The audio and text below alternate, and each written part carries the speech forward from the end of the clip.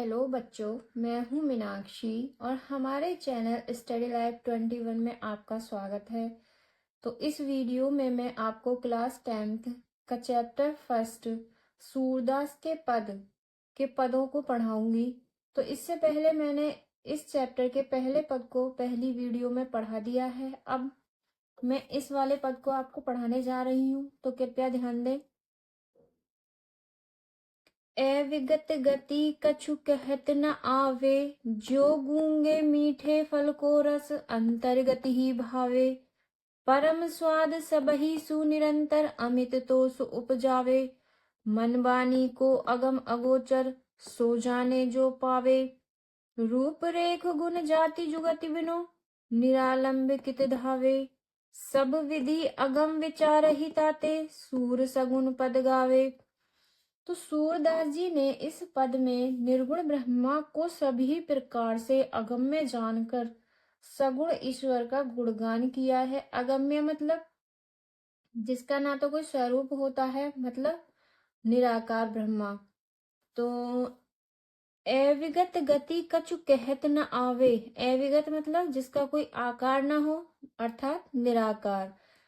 निराकार ब्रह्मा की ना तो कोई गति होती है, तो कछु कहत न आवे, निराकार ब्रह्मा के बारे में कुछ भी नहीं कहा जा सकता।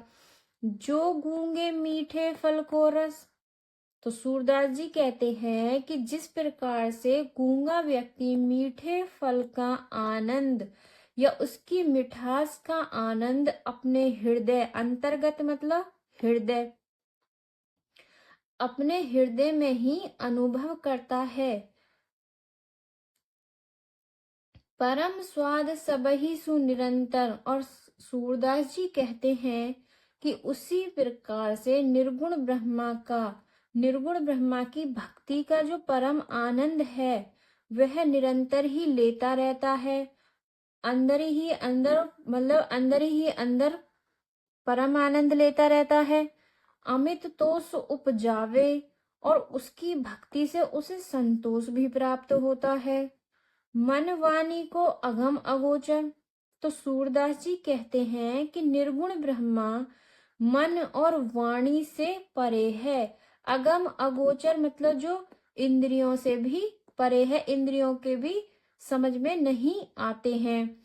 सो जाने जो पावे, जो पा लेता है वही जानता है। रूप रेख गुण जाति जुगति बिनु, तो सूरदास जी यहाँ पर कहते हैं कि जिनका ना तो कोई रूप है, ना कोई आकार है, और ना ही कोई उनमें गुण है, और ना ही कोई उनकी जाति है, और बिना युक्ति के, जुगति मतलब बिना युक्ति के, तो ऐसे ब्रह्मा को, ना तो जिनका कोई रूप है, ना रेखा है, ना आकार है, ना जाति है, ऐसे ब्रह्मा को मानने वाला व्यक्ति, ऐसे निर्गुण ब्रह्मा को मानने वाला व्यक्ति निरालंब कित धावे, बिना आधार के, कित माने कहाँ जाए। सब विधि अगम विचार ही ताते, तो सूरदास जी कहते हैं कि सब विधि अगम विचार ही ताते, मैंने सभी प्रकार से विचार करते हुए निर्गुण ब्रह्मा को अगम्य माना है। सूरदास जी कहते हैं कि सूर सगुण पद गावे, और इसीलिए मैंने सगुण ब्रह्मा की लीलाओं का इस पद में गुणगान किया है।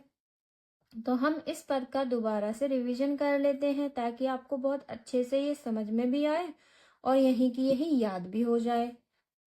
अविगत गति कछु कहत न आवे, अविगत निराकार ब्रह्मा के बारे में कुछ कहा नहीं जा सकता। सूरदास जी कहते हैं कि जो गूंगे मीठे फल को रस, जिस प्रकार से गूंगा व्यक्ति मीठे फल का आनंद अपने हृदय में ही अनुभव करता है, परम स्वाद सबई सुनिरंतर, और उसका परम आनंद भी अपने निरंतर मतलब अपने हृदय में निरंतर लेता रहता है।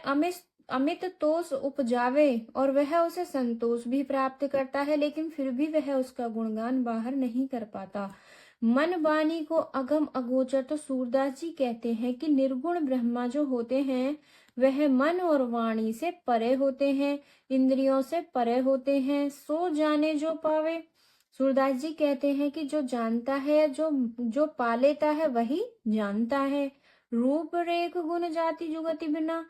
तो सूरदास जी कहते हैं जिनका कोई आकार नहीं होता, जिनकी कोई रूपरेखा नहीं होती, जिनकी कोई जाति नहीं होती और बिना युक्ति के, ऐसे ब्रह्मा को मानने वाला व्यक्ति निरालंब कित धावे। निरालंब मतलब बिना आधार के कित जावे, सब विधि अगम विचार ही ताते। तो सूरदास जी कहते हैं कि मैंने सभी प्रकार से विचार करते हुए निर्गुण ब्रह्मा को अगम्य मानते हुए सगुण ब्रह्मा की लीलाओं का इस पद में गुणगान किया है।